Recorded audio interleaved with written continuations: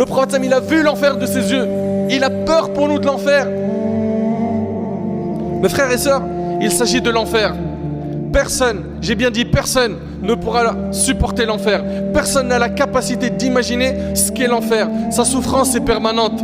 La tristesse de ses habitants est énorme. Sa chaleur est intense. Son fond est lointain. Ses chaînes sont en fer. La nourriture de ses habitants sera ad-dari', des épines.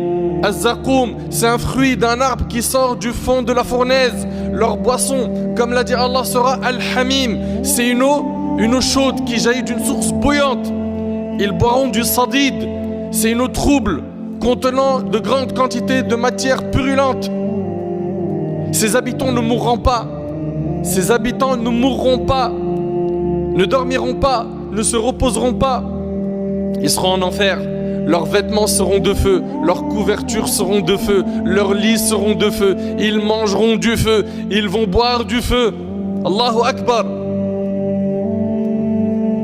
Il s'agit de l'enfer, la demeure de la misère, de l'humiliation, du châtiment. Les châtiments en enfer sont de plusieurs types. Allah Tabaraka wa Ta'ala a réuni en enfer des châtiments que nos yeux n'ont jamais vus, que nos oreilles n'ont jamais entendus et que nos cerveaux ne peuvent pas imaginer. Savez-vous ce que représente le plus petit châtiment en enfer? Qui a une idée? Ouais, une braise sous la plante des pieds, très bien. Le hadith il est rapporté par Bukhari et Muslim. An-Nu'man ibn Bashir radiallahu anhu, il rapporte: j'ai entendu le messager d'Allah sallallahu alayhi wa sallam dire: le jour de la résurrection, l'homme qui aura les tourments les plus légers, celui qui aura les plus petits châtiments en enfer, ça c'est le plus petit châtiment, sera quelqu'un à qui on mettra deux braises, imagine-toi, dans les creux de la plante des pieds qui font bouillir sa cervelle. Ça, c'est le plus petit châtiment. Qui font bouillir sa cervelle, si bien qu'il croit que nul n'a des tourments plus grands que les siens. Il va croire que personne n'a un châtiment plus grand que lui.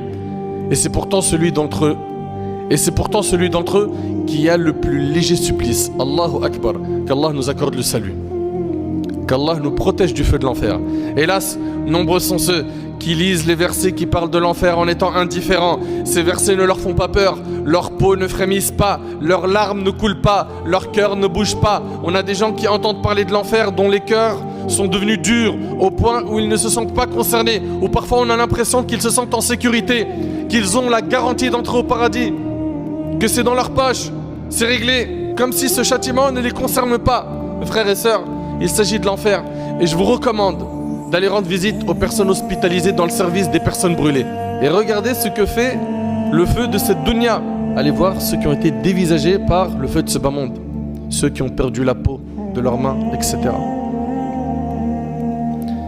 Et sachez que le feu de notre bas monde n'est qu'1 sur 70 du feu de l'enfer.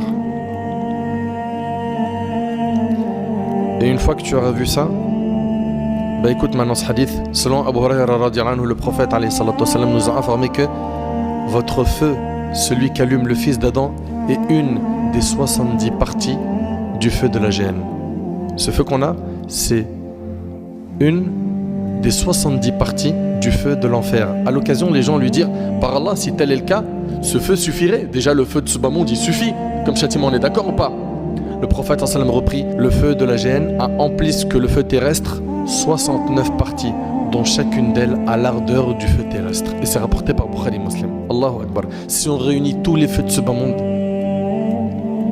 ils ne sont absolument rien comparés au feu de l'enfer.